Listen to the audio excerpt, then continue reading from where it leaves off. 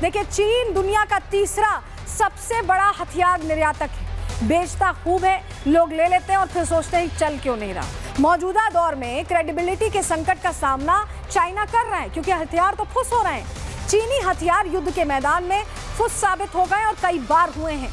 चीनी हथियार battle testing से ज्यादा एक्सपोर्ट वॉल्यूम को प्राथमिकता देते हैं, जिसमें यूएस या रूसी काउंटरपार्ट्स के कड़े ट्रायल की कमी होती है।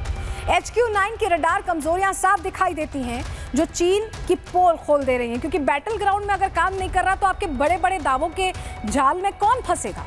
ये जैमिंग और एंटी रेडिएशन मिसाइलों के सामने टिक ही नहीं पा रहे हैं। खराब इंटीग्रेशन मल्टी लेयर डिफेंस में रुकावट डालता है, जैसे कि पाकिस्तान, वेनेजुएला और ईरान तीनों मामलों में देखा गया। हमने आपको तस्वीरों के जरिए साक्ष्य भी दिखाए हैं।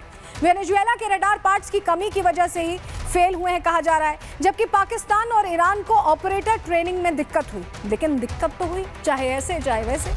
चीनी टेक इलेक्ट्रॉनिक वॉरफेयर रेजिडेंस और 5th जनरेशन खतरों के खिलाफ स्टेल्थ डिटेक्शन में पीछे हैं, बहुत पीछे हैं, और ये इनके फेल होने की वजह बन जा रही है। जो टेक है ये उतनी एडवांस नहीं है टेक्निक, और यही वजह है कि ये बहुत पीछे चले गए हैं। और इन पूरी जंग के मैदान में अब देखिए, अब ये जो चीनी हथियार हैं जिस तरह से फेल हुए हैं, इसने चाइना की भी पोल खोल दी है। और वर्ल्ड मार्केट में जो हथियारों को लेकर चाइना एक बस बनाना चाहता था, वो अब नहीं बन पाएगा, क्योंकि किसी को जब बैटल ग्राउंड में काम नहीं करेगा हथियार, ट्राई करने के बाद, टेस्ट करने के बाद फेल हो जाएगा, तो कैसे भरोसा होगा। यही वजह है कि चीन भी अब इस युद्ध से टेंशन में। रिपोर्टिंग।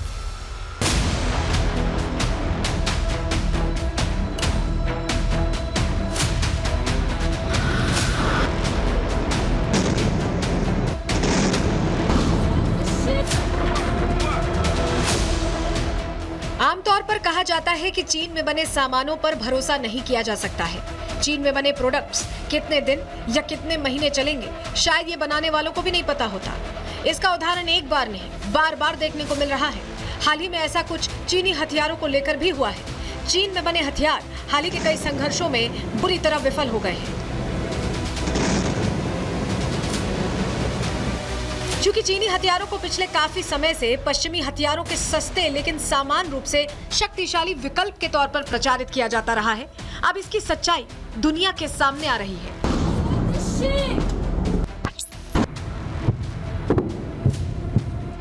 दरअसल चीन दुनिया में उन देशों में शामिल है जो सबसे ज्यादा हथियारों की सप्लाई करते हैं। अगर चीनी हथियार ऐसे ही फेल होते रहे तो कोई भी देश इन हथियारों के भरोसे अपने नागरिकों को नहीं छोड़ सकता है।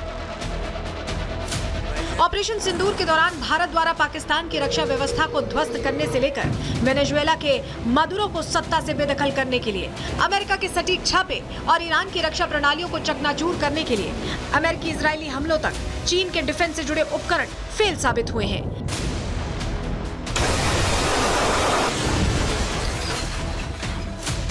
कई देशों को चीनी हथियारों पर निर्भर होना महंगा पड़ा है।